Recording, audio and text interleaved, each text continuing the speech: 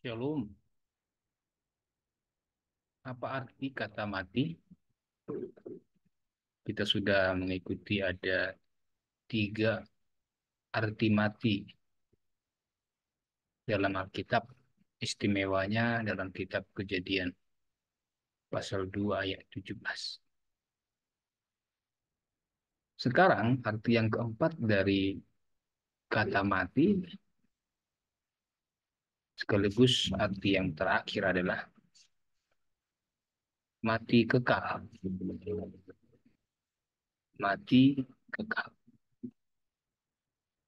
Terpisahnya manusia dari Allah untuk selama-lamanya.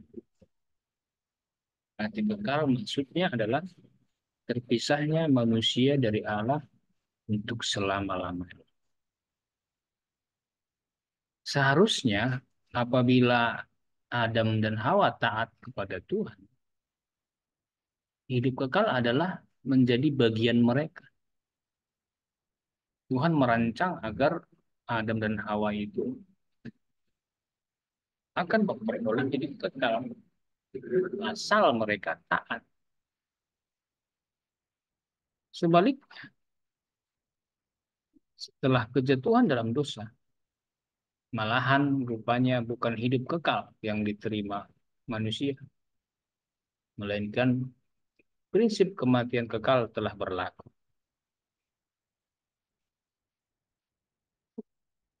Jadi, semua ada sebab akibat. Kenapa ada kematian kekal? Kenapa ada pemisahan kekal dari Tuhan? Karena ketidaktaatan. Itulah hukuman kepada manusia. Kebinasaan selama-lamanya. Dijauhkan dari hadirat Tuhan.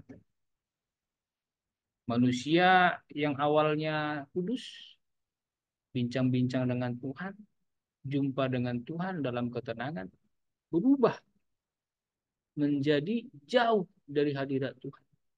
Ketika mendengar Tuhan hadir, manusia sembunyi, manusia ketakutan, hilang ketenangannya. Maka itulah yang akan terjadi untuk selama-lamanya. Dapat kita baca di Perjanjian Baru juga. 2 Tesalonika ayat 1 sampai 9, Roma 6 ayat 16. Sekarang kita perhatikan ayat lain, Roma pasal 6 ayat 23, sebab upah dosa ialah maut. Maka lihatlah, memang sejak semula Tuhan Allah menciptakan Adam dan Hawa, laki-laki dan perempuan, manusia itu sepasang. Diberikan dua pilihan. Manusia itu diberikan memilih. Apakah memilih untuk taat sama Tuhan atau sebaliknya memilih untuk tidak taat. Apakah manusia itu akhirnya akan memakan buah-buah dalam taman yang diizinkan Tuhan, sebagaimana dicatat di Kejadian pasal 29 ayat 16.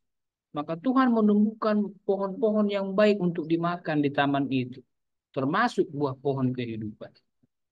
Di ayat 16 firman Tuhan berkata, semua buah dalam taman ini boleh kamu makan, kecuali satu. Apa itu? Buah pohon pengetahuan baik dan jahat. Kejadian 2 ayat 17.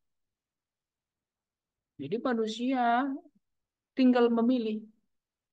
Mau memilih ketaat atau memilih ketidaktaat. Dan sama-sama kita sudah baca kitab Kejadian, rupanya kalau sekiranya manusia itu memilih untuk taat, mereka akan hidup kudus selamanya. Sebaliknya ketika manusia memilih tidak taat, mereka akhirnya menjadi berdosa. Tabiatnya berubah, bukan lagi tabiat kudus, melainkan tabiat berdosa.